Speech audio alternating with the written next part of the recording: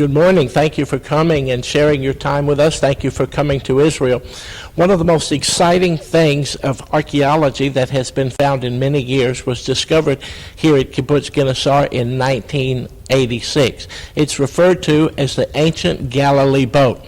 Of course, the Galilee is a major fishing area in Israel. It's called Lake Kinneret. Sometimes it's called the Sea of Tiberias.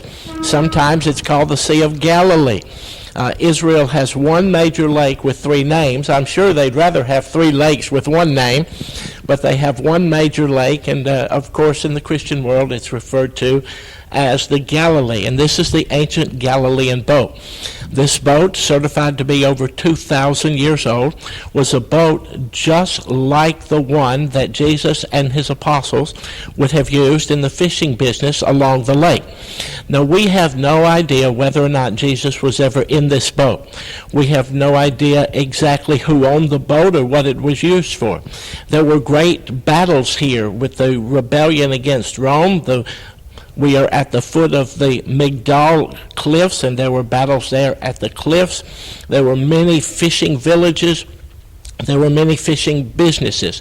But regardless who owned the boat, regardless of who used the boat, we know that the boat was a Galilean fishing boat at the time of Jesus. So it tells us very, very much about the stories behind the messages in the gospel. These are some of the items that were found in the boat in addition to the wood. These are nails that were used later on as items of repair. Of course, there are many different kinds of wood used in the composition of the boat, so we know that it was used for a long time and it was often repaired. This is a lamp that the Galilean fishermen would use as they would come in the late morning hours, or we would say early morning hours before sunrise.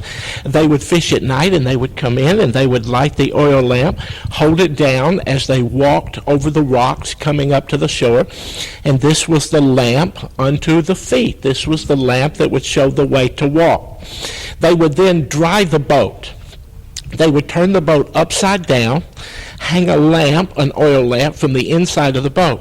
Now, many people believe that during the Roman period in Tiberias, when there were many early believers around the shores of the Galilee, the Roman soldiers would walk through and would persecute those that they saw studying the scriptures.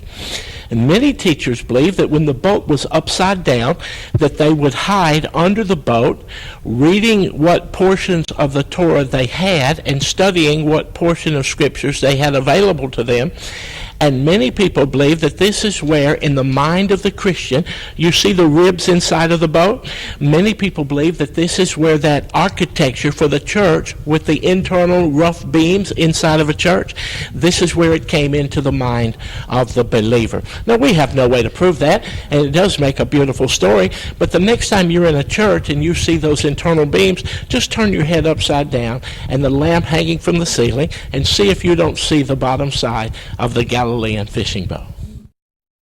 Based on the information that we've gleaned from the ancient boat, putting the picture of the Galilean fishing boat together, this is the replica. This is what we believe that the Galilean fishing boat looked like during the time of Jesus.